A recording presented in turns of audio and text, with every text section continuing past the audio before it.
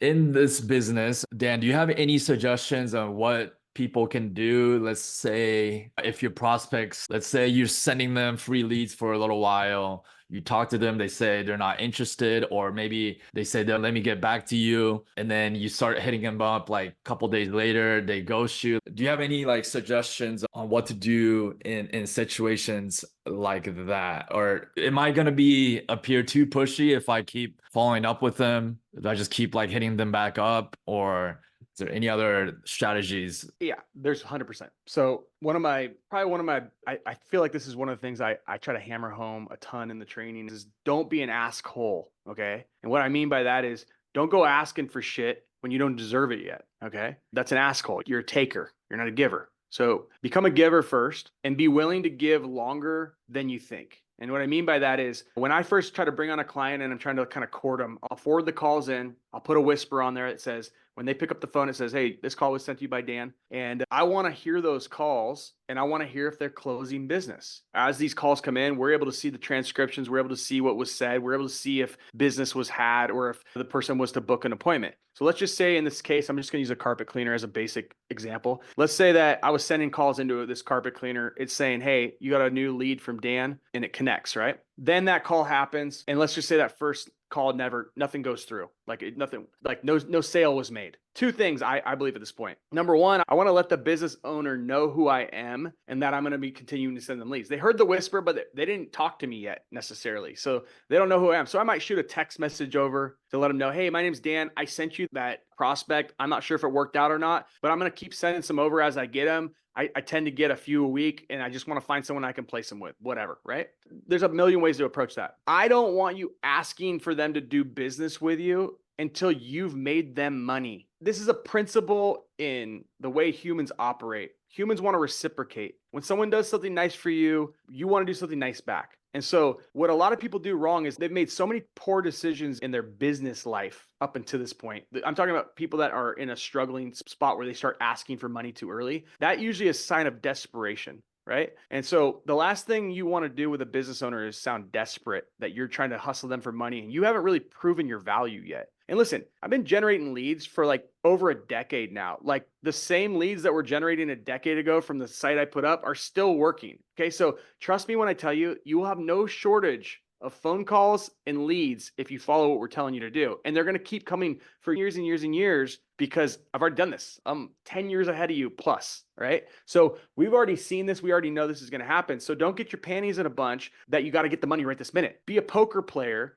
sit back, hold your cards tight to your chest and work with them. Hey, when you send a call in and it doesn't go through, hit up the business owner and say, hey man, how'd that one go? I'm going to keep refining the way that I'm bringing you these like Pandora, when you can like a song or dislike a song. And if you like them, they'll get onto your algorithm of the type of stuff you want. It's the same thing with leads. If I have to tweak the landing page or I have to tweak the copy a little bit, and you're basically letting them know, hey, I'm going to work for you because I'm going to get you business. And deep down, this is just the beginning of a long relationship. Okay. So how it starts is how it ends. Don't be someone that up front is trying to come and get cash out of them when you truly haven't proven your value. For two reasons. One, you'll get less sales. You will definitely still make sales if you go out there and do it that way, but you get less. Number two, you'll make less. When you start asking for money before you've actually proven that you can make them money back, they're going to be less reasonable with what they're willing to pay because they're taking more of the risk. And so when you can stack making them money for a few weeks and you're really on it, just remember they have employees that don't talk to them potentially as much or bring them as much value. They're going to start to find room in their budget and they're going to want to come to the table. And what I found is the longer I let it wait and hold my cards tighter, the more antsy they get that they don't want to lose me and they want to cut a deal. And I've had plenty of businesses come back to me and say, hey, this is going great. What do we got to do? Let's figure out how much is it going to cost me. And that's where I want them, is when they're now reaching to me, trying to consummate a deal because they don't want to lose me because I became so valuable to them. And that's the trick. Okay. And this trick works in all different areas of life, but be a giver longer and you're going to receive, you're going to be on the other end of that. And in the cases that it doesn't go through, listen, you still got the asset, you still own it. So even if this business owner says, hey, dude, we just can't come to numbers, cool. You still own the site. You still own the phone number. You own the copy. You own the images. You own it all. And so if any business owner at any time wants to go a different direction, you still own your product. You still own your apartment complex. Go rent it to a new tenant. Make sense? Yeah. Awesome. Awesome advice. What I will add to that is not every conversation has to end in you closing a deal and trying to make money. Sometimes a conversation might be just feeling that business owner out. Do they have asking them like, hey, do you guys like, I'm going to generate a lot of leads in this town. Like, I know I'm really good at what I do. I've dominated other towns in the same niche and I'm about to do that and I'm looking for a partner. Do you have the capacity to handle more volume? So I'm asking questions like that to qualify the business owner, which makes me sound less desperate. I'm trying to fish out and find the right partner too. So I want to get a gauge for business owners in the market in this city, in this town that is hungry for more work. And sometimes like that, like for that day, that is my main objective. And usually I'll call through some business owners. I'll find a few in the town that they're just you can just feel it in their how they respond to my questions. They're just more on it. They're more excited. They're like, yes, like we have capacity, and I'll make note of those guys, and those are the guys I'll start sending leads to. Yeah, the one thing I don't want you guys to do is just wait on sending the leads to a very lackluster, very lazy business owner, right? You're better off trying to do your best to find that hungry business owner, and then just send them leads. And then if they don't respond a particular day, don't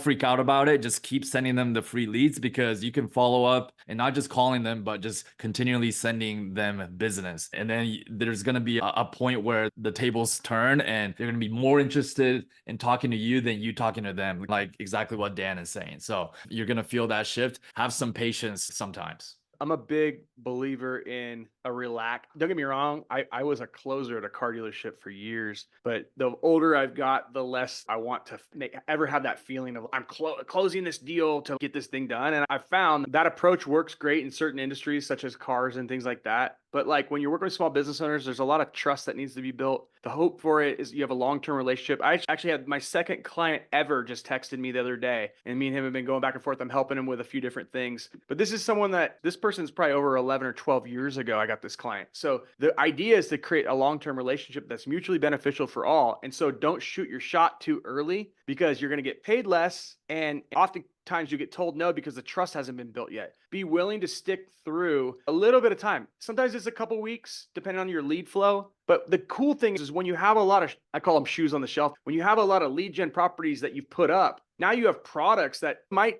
need to sit in the oven for 2 or 3 weeks before you get this guy some sales going or whatever the time may be. But this one might be popping right now, and you can give her a call and say, hey, I got more cleaning clients. We just got you another one booked. And some are going to go faster. You don't know. Like every property, every market's a little bit different. Don't shoot your shot too early if you don't have to, because it will benefit you more if you build the trust up front. You help them make some money, because when you make them money, they have the money to pay you now. That's the big trick. Okay.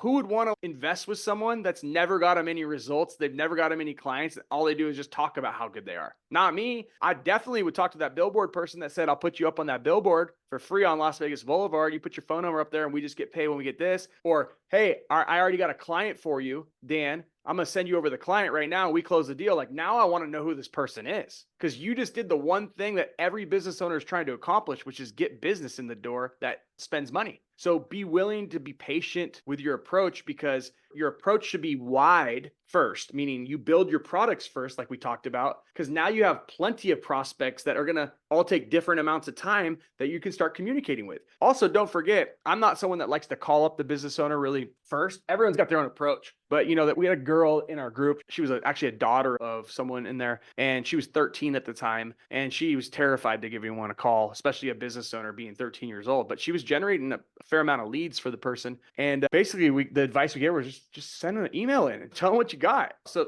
pops the email, hey, my name is this, I'm this old, like I worked on this project, I'm generating these leads for your industry and your market. I would love to work with you on some capacity if you have the ability to. I'm going to probably charge $20 a lead, and instant email back. Yeah, I'm super interested. How do we do this? So it doesn't have to be this like big scary monster that everyone sees. I don't do any cold calling. It's like I allow the results of what I've built, the products I've created, and the leads that are being generated. I let that do the hard work, because proof is undeniable. Like when you have stone cold proof that you can bring a lead in that is the type of customer that is looking to buy the type of service is who you're prospecting, and you do that a few times, how can they deny it? They can't. The proof is in the pudding at that point. And I'm telling you, it's the easiest way to sell anything in life, even if you've never sold anything ever before. Yeah. Because you ain't selling. 100%. When you are asking for this, whether it's commission or flat fee, don't look at yourself as an expense to these business owners. You literally have to train yourself, train your brain to think of yourself as literally bringing money to the table for these business owners. Now, I will make a distinction. There are edge cases, very edge cases, where you might run into a plumber that they're a one-man show and they already booked out 2 weeks. Yeah. And for them, they already got enough jobs to handle and it's back-breaking work. And now you're asking 10% from their back-breaking labor, and they're just not really desiring that at all. They're not really turned on by it. And those guys might treat you with some rudeness, but don't allow that to discourage you, because for every single one of those guys, there's plenty of other plumbing companies that actually have a full crew, and those companies, they actually want more leads, because the more leads they have, they can pick off higher quality jobs, more profitable plumbing jobs, and they have all this workforce that they're paying a monthly salary to. They need to keep those guys working each and every day. So those are the companies that would be more than thrilled to take your high quality leads and pay you a commission or a pay-per lead. They're willing, they just want more leads because they got some people on their team that they need working And you each keep and them every busy. day.